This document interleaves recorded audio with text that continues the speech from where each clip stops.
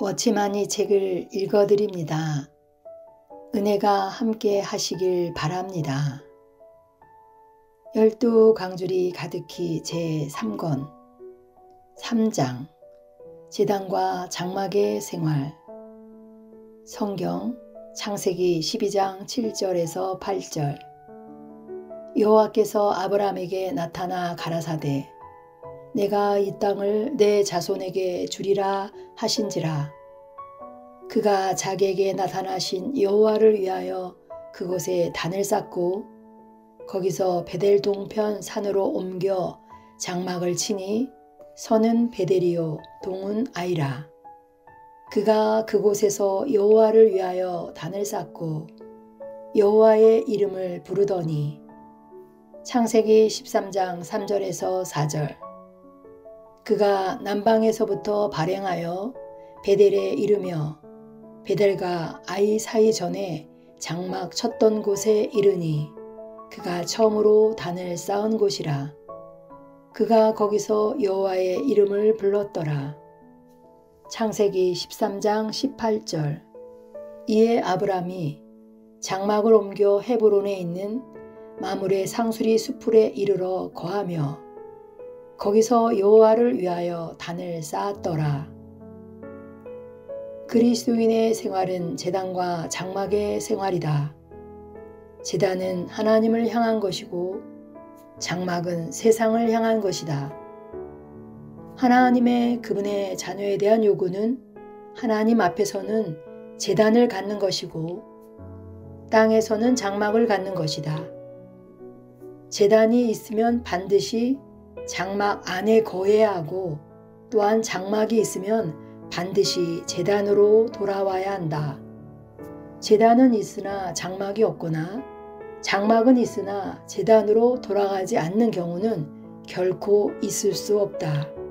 제단과 장막은 함께 연결된 것이요 나눌 수 없는 것이다. 제단의 생활. 창세기 12장 7절은 여호와께서 아브라함에게 나타나 가라사대 내가 이 땅을 내 자손에게 주리라 하신지라.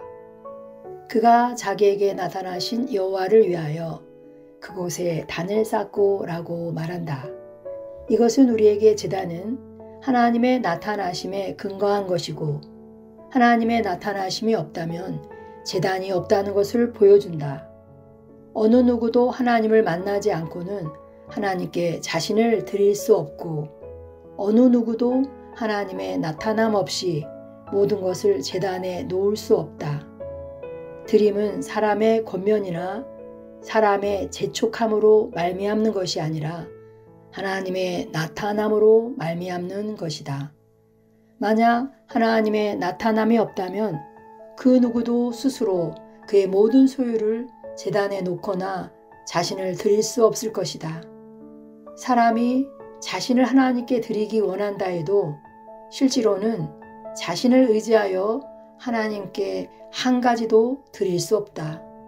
어떤 사람이 내가 나의 마음을 주님에게 드리려고 하지만 내 마음이 도리어 가지 않는다라고 말했듯이 사람은 이쪽으로도 저쪽으로도 주님에게 갈 수 없다. 만약 어느 날 우리가 주님을 보게 된다면 그 만남은 드림을 낳게 될 것이다. 여러분이 주님을 만나기만 한다면 하나님을 한번 보기만 한다면 여러분은 여러분 자신의 것이 아닌 것이다. 사람이 하나님을 만나면 그 즉시 자기를 위할 길이 없어진다. 우리가 알아야 할 것은 드림의 능력은 하나님의 나타남과 하나님의 계시에서 나온다는 것이다.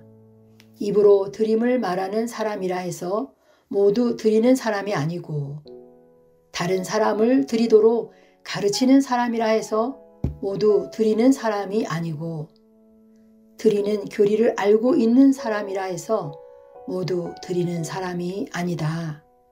오직 하나님을 본 사람만이 진정 드리는 사람이다.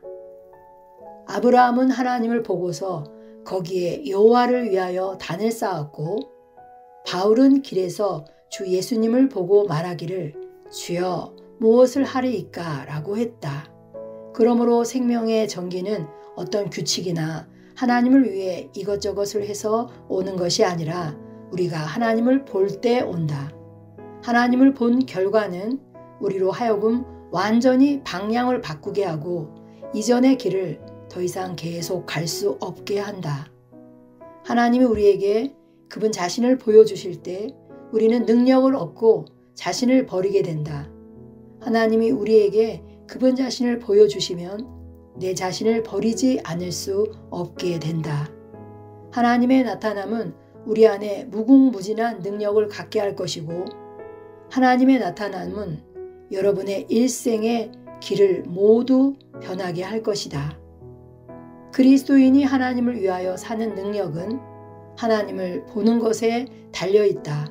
내가 뜻을 세우고 하나님을 섬긴다고 해서 하나님을 섬길 수 있는 것이 아니고 우리가 제단을 쌓으려고 한다 해서 제단을 쌓을 수 있는 것이 아니다. 반드시 하나님의 나타남이 있어야 한다. 주님께 감사하자. 만약 하나님이 나타난다면 하나님은 말씀하지 않아도 된다. 그러나 하나님께 감사하는 것은 많은 경우에 하나님은 나타날 때마다 또한 말씀하신다. 하나님이 아브라함에게 말씀하시기를 내가 이 땅을 내 자손에게 주리라고 하셨다. 하나님의 나타나심은 우리에게 하나의 새로운 산업을 준다. 하나님의 나타나심은 장래에 우리의 산업이 될 것에 보증인 성령을 오늘 우리에게 주셨음을 우리로 보게 하신다. 오늘은 성령 안에서 일부분을 얻지만 장래에는 완전히 얻게 될 것이다. 하나님의 계획이 이루어질 때 우리는 완전한 산업을 얻게 될 것이다. 하나님이 아브라함에게 나타나자 아브라함은 하나의 단을 쌓았다. 여기에서의 단은 속죄제를 드리는 단이 아니라 번제를 드리는 단이다. 속죄제는 자신의 속죄제를 위한 것이지만 번제는 자신을 하나님께 드리는 것이다. 여기에서의 제단은 주 예수님이 어떻게 우리를 대신하여 죽으셨는가를 가리키는 것이 아니라 우리가 어떻게 자신을 하나님께 드리는가를 말하고 있다. 이 제단은 바로 로마서 12장의 제단과 같다. 내가 하나님의 모든 자비하심으로 너희를 권하노니 너희 몸을 하나님이 기뻐하시는 거룩한 산 제사로 드리라. 이는 너희의 드릴 영적 예배니라고 말한 것과 같이 하나님의 자비하심은 주님을 우리 대신 죽도록 예비하셨고 하나님의 자비하심은 우리와 그리스도를 함께 십자가에서 못 박혀 죽도록 예비하셨고 마귀를 처리하는 십자가를 예비하셨고 하나님의 자비하심은 우리 안에서 사는 생명을 예비하셨고 또한 하나님의 자비하심은 우리를 영광 안으로 이끌 것이다. 여러분은 하나님의 모든 자비하심으로 인해 자신을 하나님께 산 제사로 드려야 한다. 번제를 드릴 때 영양 있는 사람이라면 소 한 마리를 제물로 드릴 수 있고 만약 소 한 마리를 드릴 영양이 없다면 양 한 마리를 드릴 수 있고 양을 드릴 영양이 없으면 산 비둘기나 집 비둘기 새끼를 드릴 수 있다. 그러나 드리는 것이 소이든 양이든지 산 비둘기든지 집 비둘기든지 반드시 전체를 드려야 한다. 여러분은 반마리의 소나 반마리의 양을 드릴 수 없다. 하나님이 원하시는 것은 항상 전체이다. 하나님은 절반의 드림, 불완전한 드림을 원치 않으신다. 번제를 제단에 놓는 것은 무엇 때문인가? 사람은 하나님을 위하여 이것저것을 하는 것을 드리는 것으로 여기지만 하나님의 요구는 태우는 것이다. 하나님은 한 마리의 소로 하여금 그분을 위하여 땅을 갈게 하시려는 것이 아니다. 하나님은 이 소가 제단에서 불살라지기를 원하신다. 하나님은 우리의 일을 원하는 것이 아니라 이 사람을 원하고 우리 전체를 그분을 위하여 불사르고 드리는 것을 원하신다. 제단의 뜻은 일이 아니라 하나님을 위하여 사는 것이고, 제단의 뜻은 분주한 것이 아니라 하나님을 위하여 사는 것이다. 모든 활동으로 제단을 대체할 수 없고 모든 일로 제단을 대체할 수 없다. 우리가 완전히 하나님을 위해 생활하는 것이 바로 제단의 생활인 것이다. 신약 안에서의 제사는 로마서 12장에서 말한 것과 같이 우리 몸을 산 제사로 드리는 것으로서 구약 때와 같이 한 번 불사르고 끝나는 것이 아니다. 우리는 날마다 제단에서 불사르며 생활하는 것이다. 계속 생활하는 것이 계속 불사르는 것이다. 이것이 신약 안에서의 제사이다. 하나님의 아브라함에게 한 번 나타나시자 그는 드리게 되었다. 여러분이 하나님을 보면 여러분도 완전히 드리게 될 것이다. 사람이 하나님을 보고서도 그대로 냉정하게 앉아 있을 수 없다. 하나님을 만나면 곧 제단이 있는 것이고, 하나님의 은혜를 알면 곧 드리게 된다. 하나님의 자비함을 보면 산 제사가 있게 되고, 하나님의 빛을 받아서 곧 주여 내가 무엇을 하리이까 라고 말하게 된다. 아브라함은 이러한 이론을 들어보지 않았고 다른 사람의 격려를 받아보지도 않았지만 하나님을 보고 즉시 하나님을 위하여 제단을 쌓은 것이다. 형제 자매가 드리는 것은 당연하고도 당연한 것이다. 한번 하나님의 나타나심을 본 사람은 결코 하나님을 위하여 살 뜻이 없을 수 없다. 하나님의 나타나심은 그로 하여금 완전히 하나님을 위하여 살도록 한다. 교회의 2000년 역사 동안에 하나님을 만난 사람은 아브라함이 한 것처럼 그렇게 했다. 장막의 생활. 제단의 결과는 장막으로 이끈다. 그러므로 창세기 12장 8절에서는 거기서 베델 동편 산으로 옮겨 장막을 치니라고 말했다. 그 이후로 아브라함은 하나님의 집인 베델에 거했다. 그 이후에 그가 가장 먼저 장막을 세운 것이다. 아브라함이 나올 때에 장막이 없었던 것은 아니지만 하나님은 장막을 언급하지 않으셨다. 아브라함이 제단을 갖게 된 후에 비로소 하나님의 말씀이 우리에게 장막을 보여준다. 무엇을 장막이라고 부르는가? 장막의 뜻은 유동적인 것이지 고정적인 것이 아니다. 하나님은 제단으로부터 여러분 자신을 처리하시고 장막으로 여러분에게 속한 것들을 처리하신다. 아브라함은 제단에서 그의 일체를 하나님께 드렸다. 그러면 그 이후부터 그에게는 옷조차도 없는 것인가? 아니다. 아브라함에게는 아직도 소와 양도 있었고 그 밖에 많은 것들도 있었다. 그러나 아브라함은 장막 안에 사는 사람이었다. 환원하면 제단에서 남은 것은 장막에만 보류할 수 있었다. 이것이 원칙이다. 여러분의 모든 물건은 제단에 놓아야 하고 남은 것은 여러분의 소유가 아니라 장막 안에 있는 것이다. 우리가 알아야 할 것은 제단을 거치지 않은 것은 장막 안에 들여놓을 수 없다는 것이다. 그러나 제단을 거치는 것이 반드시 완전히 불살라지는 것은 아니다. 많은 물건들이 제단에 놓여지자마자 불살라지고 없어져 버린다. 많은 물건들이 하나님께 드려지자마자 하나님께서 가져가시고 여러분에게 남겨지지 않는다. 그러나 어떤 것은 제단에 놓았지만 하나님께서 남겨두시어 여러분으로 하여금 사용하도록 한다. 제단으로부터 여러분에게 남겨진 이러한 것은 오직 장막 안에서 보존할 수 있다. 아브라함의 생활은 계속 제단의 생활이었다. 어느 날 그는 독자까지도 제단에 놓았다. 하나님은 어떻게 하셨는가? 하나님은 이삭을 데려가지 않으셨다. 그렇다. 하나님은 여러분이 제단에 놓은 것을 확실히 거두어 가신다. 하나님은 여러분으로 하여금 자신을 위하여 살 수 없게 하고 자신의 기호대로 살 수 없게 하고 자신의 능력대로 살 수 없게 하신다. 제단은 여러분의 소유를 완전히 거두어 놓은 것이다. 그러나 하나님은 제단에 있는 것을 반드시 모두 불사르는 것은 아니다. 어떤 것은 이삭과 같이 여러분이 제단에 놓았지만 하나님이 다시 여러분에게 주시기도 한다.